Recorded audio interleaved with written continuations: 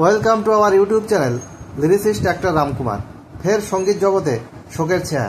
প্রয়াত হলেন সঙ্গীত শিল্পী জুবিন গর্গ, যার জন্ম 1972 সালের 18ই নভেম্বর মেঘালয়া তুরা, এবং তার অরিজিন ছিল যোরহাট, আসাম। তিনি মূলত বাংলা, হিন্দি এবং আসামিজ ভাষায় প্রচুর গান গেয়েছেন।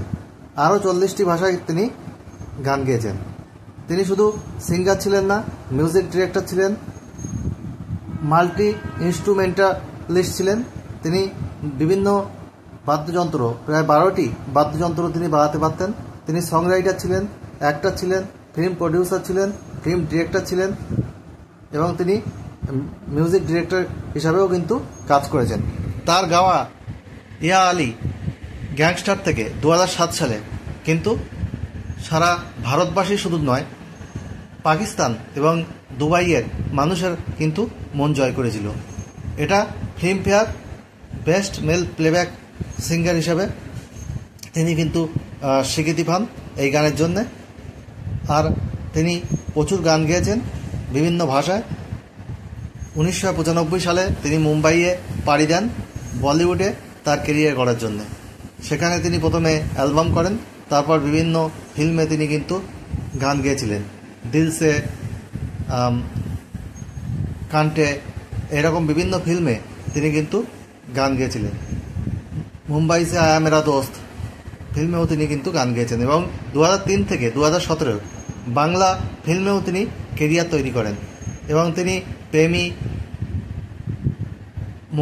মন, এইসব সিনেমায় তিনি কিন্তু গান গেয়েছেন। শুধু তুমি সিনেমায় তিনি মিউজিক ডিরেক্টর হিসেবে কাজ করেছেন এবং সেখানে গান গেয়েছেন। এবং সুপারস্টার দেবের জন্যে তিনি কিন্তু গান গেয়েছেন।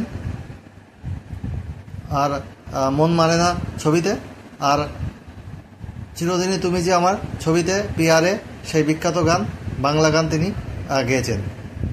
সিঙ্গাপুরে নর্থ ইস্ট ফেস্টিভ্যালের হয়ে অনুষ্ঠান করতে গিয়ে তার যখন তিনি স্কুবা ডাইভিং করছিলেন সিঙ্গাপুরে, সেখানে তিনি হৃদরোগে আক্রান্ত হন।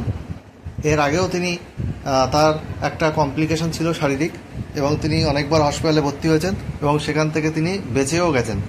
কিন্তু এবার যখন তিনি স্কুবা ডাইভিং করতে গিয়ে তিনি অচেতন হয়ে পড়েন এবং সিঙ্গাপুর পুলিশ তাকে উদ্ধার করে হসপিটালে ভর্তি করে। সেখানে তাকে ভর্তি রাখা হয় এবং তারপরে তার শারীরিক অবস্থার অবনতি হয়, ভেন্টিলেশনে রাখা হয়। আজ শুক্রবার 19 সেপ্টেম্বর 2025 তাকে কিন্তু মৃত বলে ঘোষণা করেন ডাক্তাররা। তাহলে সঙ্গীত জগতে শোকের ছায়া। মাত্র 52 বছর বয়সে চলে গেলেন সঙ্গীত শিল্পী জুবিন গর্গ। তিনি সিঙ্গাপুরের হাইয়েস্ট পেড সিঙ্গার ছিলেন। আর আসাম থেকে তিনি কিন্তু বেশ নাম করেছিলেন টলিউড এবং বলিউডে, এবং আসামের তো তিনি সঙ্গীত শিল্পী ছিলেনই। আর যাই হোক, তিনি যেখানেই থাকুন তার আত্মা শান্তিতে থাকুক। May his soul rest in piece.